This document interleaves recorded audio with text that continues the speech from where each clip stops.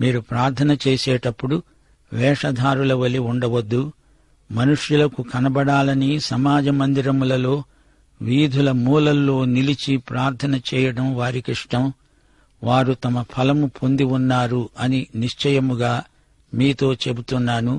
మీరు వేషధారుల ప్రార్థనలు చేయకూడదు. వేషధారులకు పరలోక ఫలం దొరకదు. వారిది ఇహలోకమందలి తాత్కాలిక ఫలం. వారి ఫలం వారికి ముట్టుతుంది. ప్రార్థన చేస్తున్నట్టు అందరికీ తెలియాలి. ప్రార్థన భంగిమలో బిగ్గరగా పడికట్టు మాటలు ప్రయోగిస్తూ అందరినీ ఆకర్షించాలని ప్రయత్నం చేస్తారు.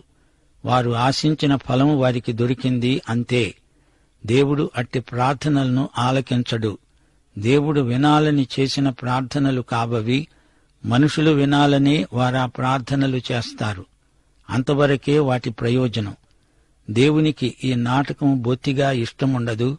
దేవుడు వినే ప్రార్థనలు మన హృదయపు అట్టడుగు నుంచి పెల్లుబికి వస్తాయి. దేవుని బిడ్డలకు ప్రార్థనలో దేవ చైతన్యం ఉంటుంది. స్వార్థ చైతన్యం పోతుంది. నీవు ప్రార్థన చేసేటప్పుడు నీ గదిలోనికి వెళ్లి తలుపు వేసుకొని రహస్యమందున్న నీ తండ్రికి ప్రార్థన చెయ్యి. అప్పుడు రహస్యమందు చూచే నీ తండ్రి నీకు ప్రతిఫలమిస్తాడు. దేవుని రాజ్యంలో దేవుడు నీ తండ్రి, నీవాయన బిడ్డవు. మనం దేవుని పిల్లలం ఎలా అవుతాము?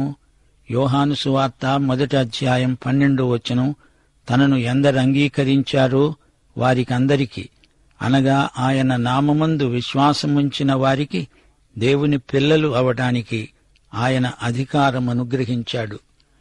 నీకు నీ దేవునికి క్రీస్తు ద్వారా ఏర్పడిన ఈ సంబంధం కొత్తది. ఇది కొత్త నిబంధన సంబంధం.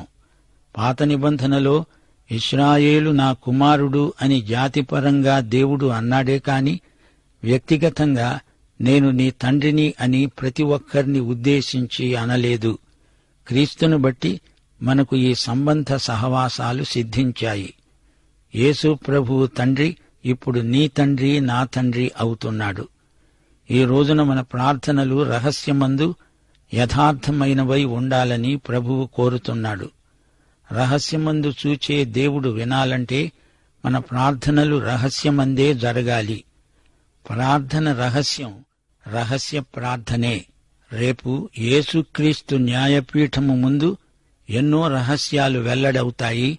మన మెరుగని ప్రార్థన వీరులెందరో ఆ రోజున మనకు పరిచయమవుతారు.